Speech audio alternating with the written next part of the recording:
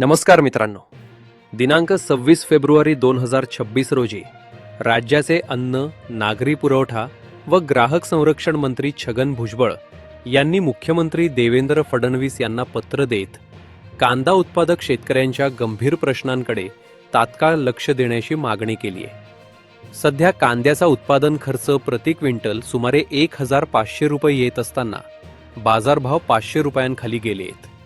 बेमोसमी पाऊस, वाढलेला मजुरी खर्च आणि घसरलेले दर यामुळे शेतकरी मोठ्या आर्थिक संकटात सापडले आहेत. 2023 मध्ये शासनाने प्रति क्विंटल 350 रुपये अनुदान दिले होते.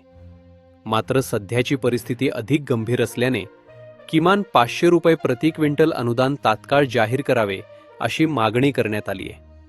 तसेच केवळ अनुदान नव्हे तर उत्पादन खर्चावर आधारित हमीभाव द्यावा अशीही मागणी आहे.